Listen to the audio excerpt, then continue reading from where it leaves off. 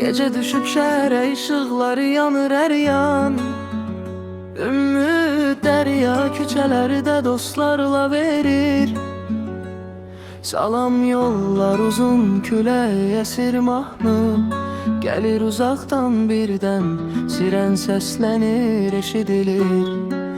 Her yan yer polis maşını gelir, ışıkları yanır, parlar ümit dilir. Bir eli de yüreğinde büyük marak, şehir yatır yolları roya. Gece dolu macera, dostluğu, hürmet, mertlik ile yazılır bu dastana. Tekerler dönüyor yollarda,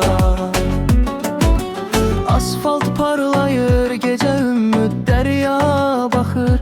Göğe ulduzlara neçe neçe, her adımda yeniklik. Her sabahta yeni gün çetinlik ekler. Karşısında hiç eğilmesi, onun yönü polis. Maşını gelir, ışıklar yanır, parla ümmüt derya.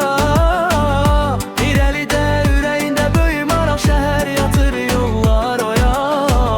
Gece dolu macera, dostluğu, hürmet, mertlik ile yazılır bu dastana. Siren sesi uzaklığı da, küley taşıyır havada. Herkes bilir bu hayatta insan gerek olsun da. Yaxşılıqla keçən ömür ən qiymətli xəzinədir. Ümmüt derya dostlarına her zaman bir daya. Yeridir küçələrdən keçip gedir deryalar. Çok büyük karşısında tunuyatda kalan hatire, bu mahnının her misrası çevrileceği nağmeye. Polis maşını gelir, ışıklar önü yanır, parlak ümit derya. Bir eli de yüreğinde büyü marak, şehir yatır yollar oya.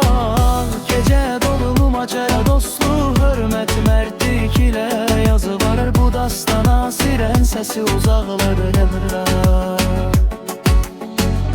Geceyle devam edir bu nəğmə daima. Ümmüt derya.